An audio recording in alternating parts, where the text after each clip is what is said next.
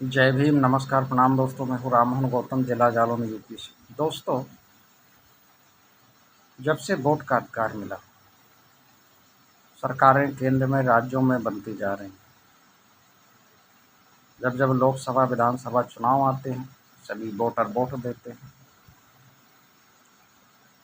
अब यहाँ पर कंडीशन दो है।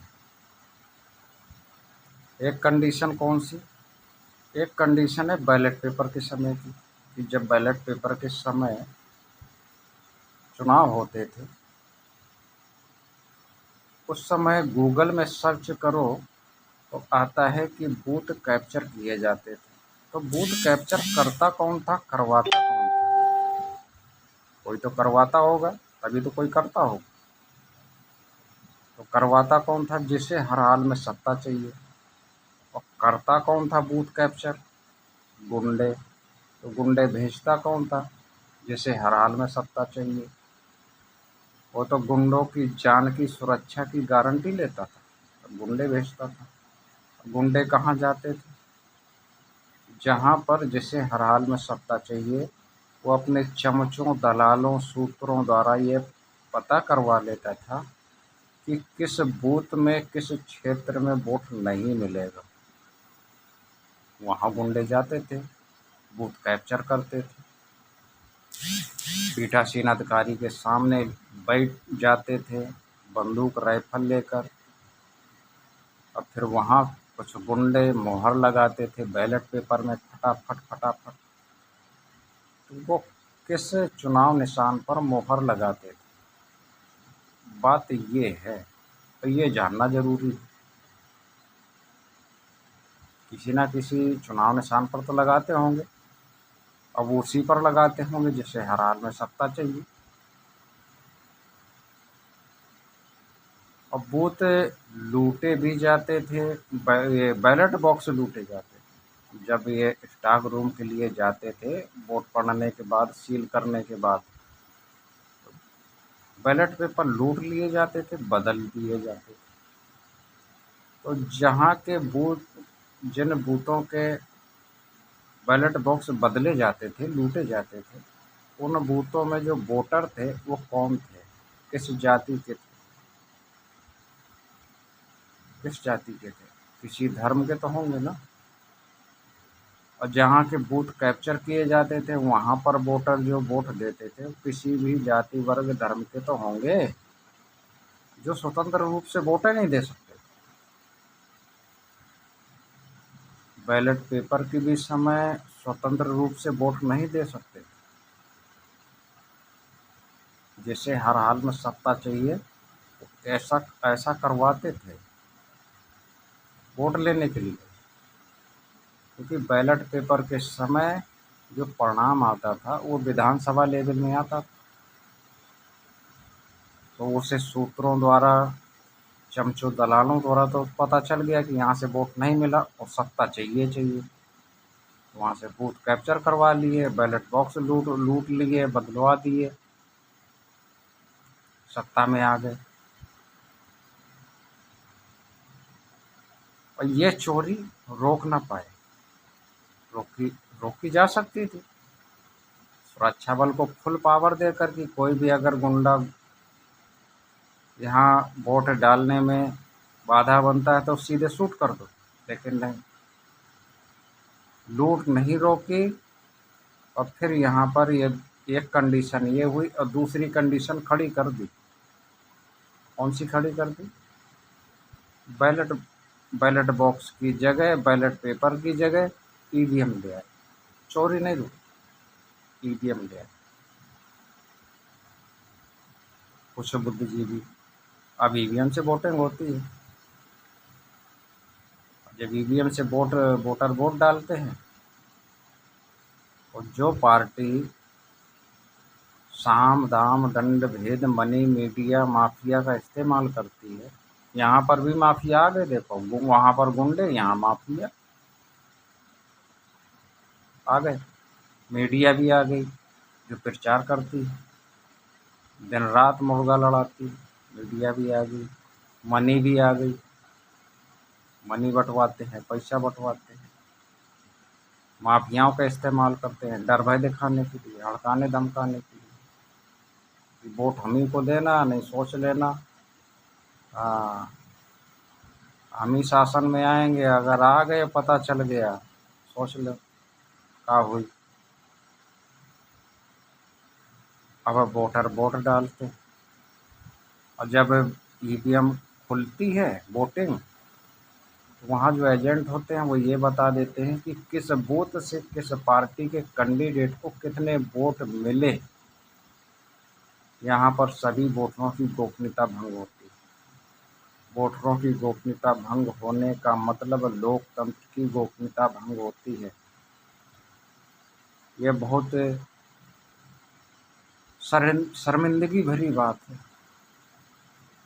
संविधान में लिखा है कि किसी भी व्यक्ति की व्यक्तिगत या सामूहिक गोपनीयता भंग नहीं होनी चाहिए। यहाँ व्यक्तिगत नहीं, सामूहिक गोपनीयता भंग हो रही है सभी वोटरों की। और गोपनीयता भंग होने के साथ साथ देखो क्या बात है कि कहते हैं कि वोट गोपनीय है, यहाँ तो ओपनीय है। यहाँ तो गोपनीय नहीं रहा, यहाँ तो सब ओपन हो गया, पता चल चुका तुरंत।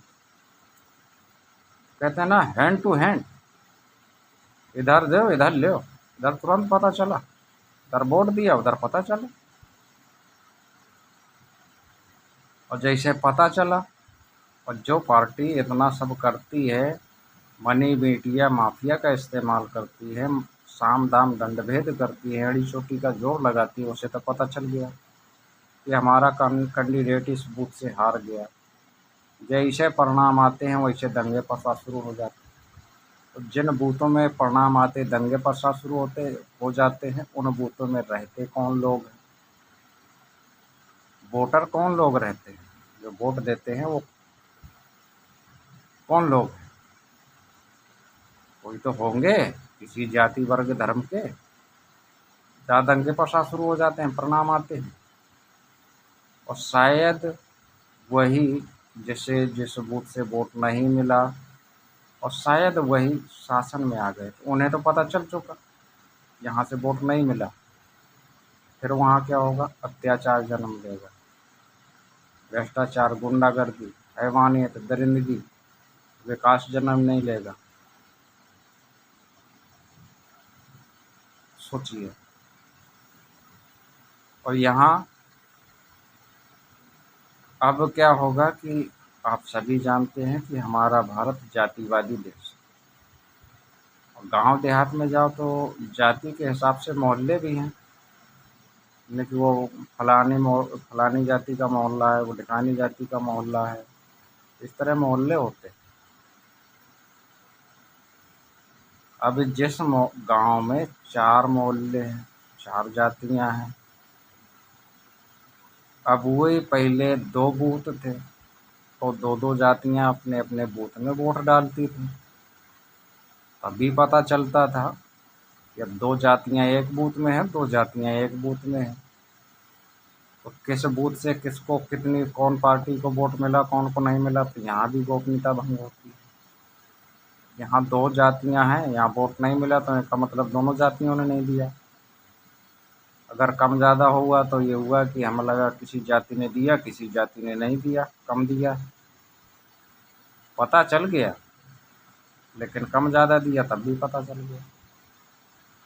अब क्या होगा कि यहाँ अब 2 बूथ की जगह 4 बूथ हो जाएंगे।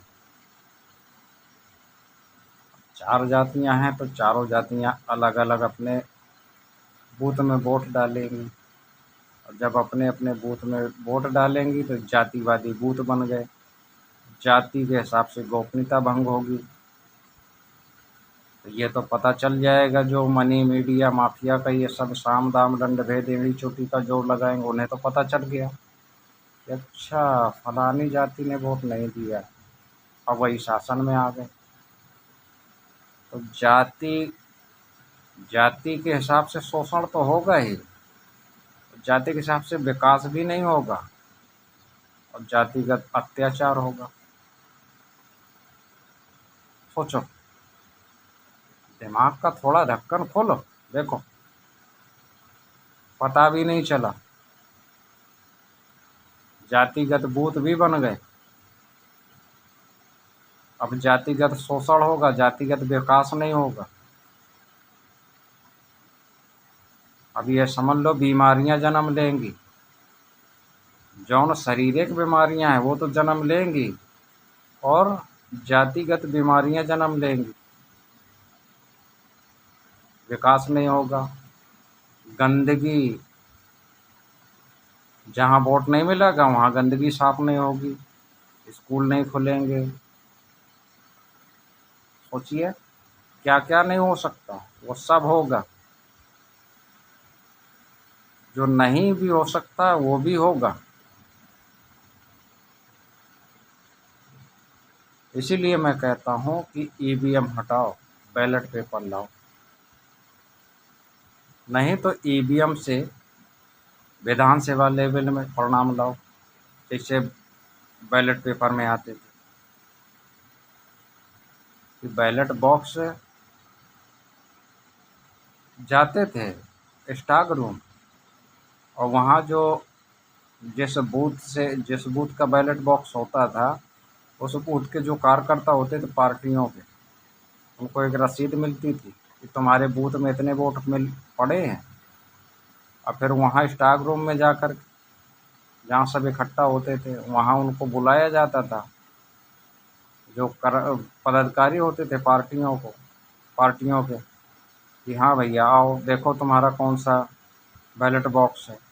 क्योंकि निशान चिन्ह लगाते थे, चोरी हो जाती थी, निशान चिन्ह लगाते थे, बैलेट बॉक्स बदले जाते थे, तो वो उसमें निशान चिन्ह लगा देते थे। पार्टियों वाले, पार्टियों कार्यकर्ता निशान चिन्ह लगाते थे। तो ये कहते थे देखो देख लो यही है, कहते थे हाँ यही है। तो फिर वो बैलेट बॉक्स खोला जाता था, अब फिर उन बैलेट पेपर की गिनती होती थी। और फिर ये होता था रसीद में लाओ, देखो पूरे हैं ना, कम ज़्यादा तो नहीं है, नहीं बिल्कुल पूरे, बिल्कुल क्लियर है, करेक्ट, सही है। अब इसके बाद एक गड्डी बना के बड़े बक्से में डाल दी। अब ये तो बात ख़त्म हो गई कि किस बूथ के वो बैलेट बॉक्स था, ये बात तो ख़त्म हो गई पूरी तरीके। ऐसे यहाँ भी ख़त्म हो जानी चाहिए कि किस बूथ की ईवीएम खुली, ये पता ही नहीं चलना चाहिए। विधानसभा लेवल में परिणाम लाओ ईवीएम से, जैसे बैलेट पेपर में आते थे।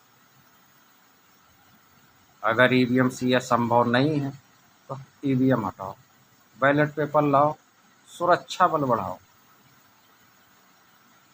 आर्मी लाओ, मिलिट्री लगाओ, आर्मी बढ़ाओ, आर्मी लगाओ, वैकेंसी निकालो, भर्ती करो। जो युवा पढ़े लिखे हैं उन्हें रोज़गार, नौकरी मिल जाएगी। और फुल पावर दो कि अगर कोई गुंडा चुनाव के समय जरा सा हिलाता डुलाता है, सीधे शूट करो, कोई गुंडा पूंछ नहीं हिलाएगा। प्यारे भाइयों बहनों, कर लो नोट। ये कंडीशन बदलना है तो सोच समझ के देना वो।